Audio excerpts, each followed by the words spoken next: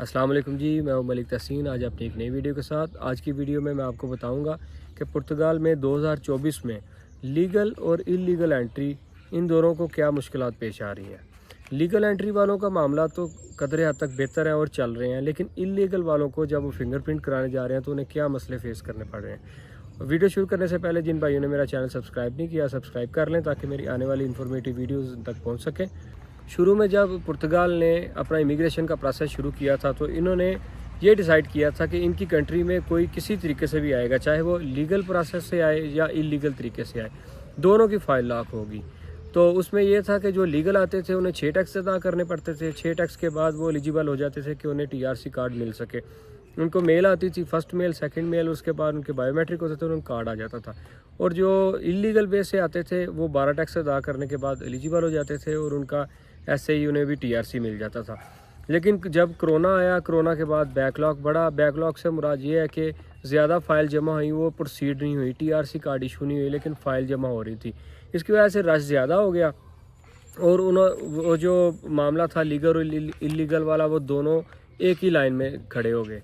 मतलब दोनों का टाइम बढ़ता गया और सेम प्रोसेस में वो चले गए। ऐसा नहीं हो रहा था कि वो 6 टैक्स देने के बाद एलिजिबल हुए और दूसरे 12 के बाद।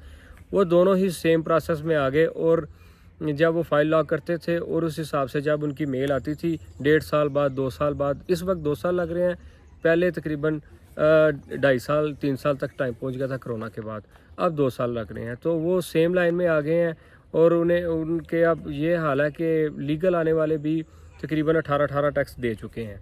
लेकिन अब 2024 में दोबारा चीज़ें, नई गवर्नमेंट आने के बाद, नया अदारा बनने के बाद चीज़ें रिव्यू में आई हैं और अब ऐसा हुआ है कि कुछ लोगों को मेल्स आई हैं और कुछ लोगों को मेल्स नहीं आई।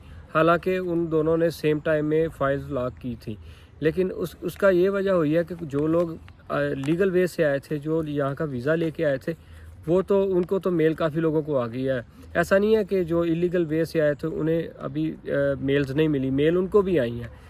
एक चीज़ बड़ी अहम है कि जब भी आप इस कंट्री में लीगल वे से आते हैं या इलीगल वे से आते हैं, दोनों सूरतों में आपको यहाँ अपने फिंगरप्रिंट के वक्त प्रूफ देना होता है कि हम इस डेट को आपके कंट्री में एंटर हुए थे, चाहे आप लीगल वे से हैं या इलीगल वे से हैं।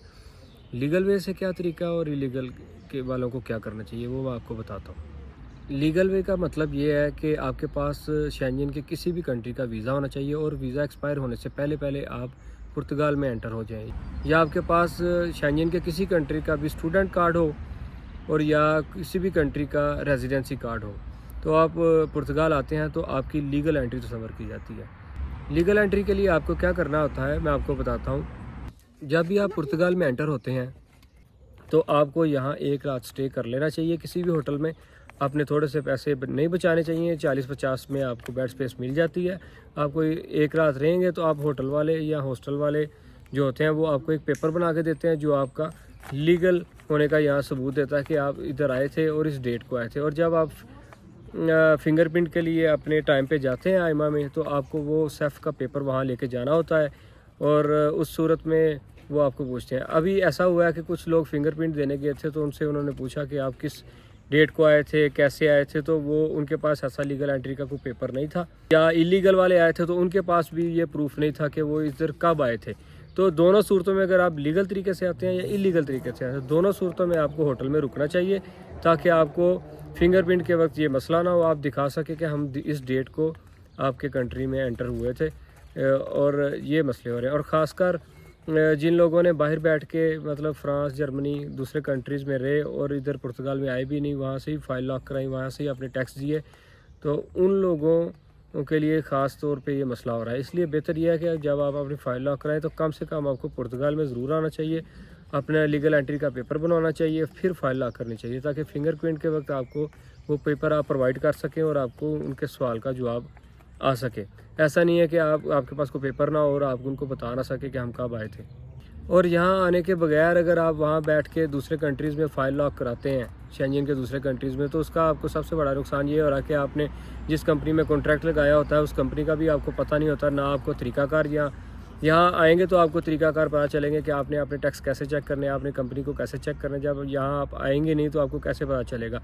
तो उस सूरत में उन बेचारों के साथ बहुत 2-2 साल बाद जब वो आते हैं अपनी बारी पे फिंगरप्रिंट देने, तो बाद में पता चलता है ادارے کی طرف سے کہ آپ کی جو کمپنی جہاں آپ نے ٹیکس دیے ہیں وہ کمپنی ہی فراڈ ہے، مطلب وہ بلیک لسٹ کمپنی ہے، اس کمپنی کا وجود ہی نہیں ہے، تو ان کے اب انہیں دوبارہ فائل لاک کرنی پڑتی ہے اور ان کے پیسے بھی ضائع ہوتے ہیں اور 2 سال کا ٹائم بھی ضائع ہو جاتا ہے۔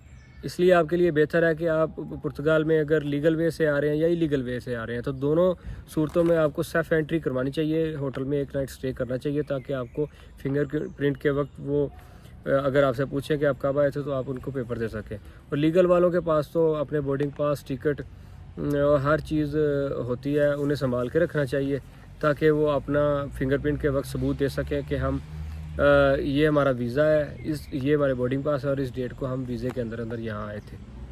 اور اگر آج کی ویڈیو آپ کو میری پسند آئی ہو تو اس کو لائک شیئر کر دیجیے گا اور میرے چینل کو سبسکرائب کر دیجیے گا۔ ملتے ہیں انشاءاللہ نیکسٹ ویڈیو میں۔ اللہ حافظ۔